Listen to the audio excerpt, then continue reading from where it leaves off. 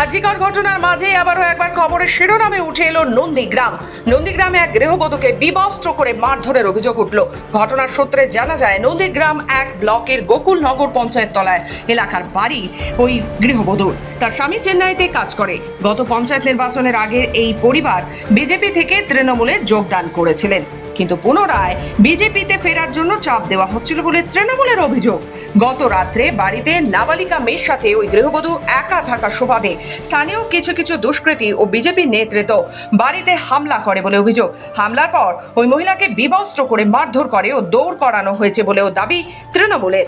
সমগ্র ঘটনায় মহিলার স্বামী লিখিতভাবে অভিযোগ দায়ের করেছেন বলেও জানা যাচ্ছে। সেই অভিযোগের ভিত্তিতে স্থানীয় বিজেপির বুথ সভাপতি তাপস দাসকে গ্রেফতার করেছে নন্দীগ্রাম থানার পুলিশ।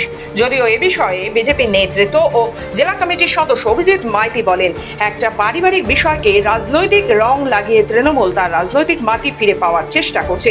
এই ঘটনার সাথে কোনো রাজনৈতিক যোগ নেই, আর সমগ্র ঘটনা পুলিশ প্রশাসন তার আইন মাফিক কাজ করে চলেছে।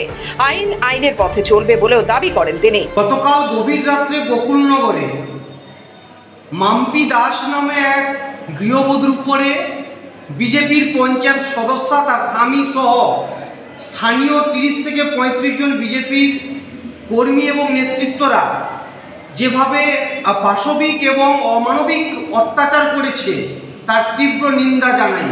দেখুন, বিষয়টা সম্পূর্ণ পারিবারিক বিষয়। এই বিষয়ে এখানে রাজনৈতিক কোনো যোগসাজশ নেই। এখানে অলরেডি ওনার অভিযোগের ভিত্তিতে পুলিশ তার আইন মাফিক একজনকে অ্যারেস্টও করেছে। এটা তাদের পারিবারিক বিষয় আছে। সেখানে গোকুলনগরের অঞ্চলে তৃণমূলের কোনো অস্তিত্ব নেই। এখানে শুধুমাত্র বিজেপিকে বদনাম করানোর জন্য একটা পারিবারিক বিবাদকে কেন্দ্র করে রাজনৈতিকভাবে রং চড়ানো হচ্ছে।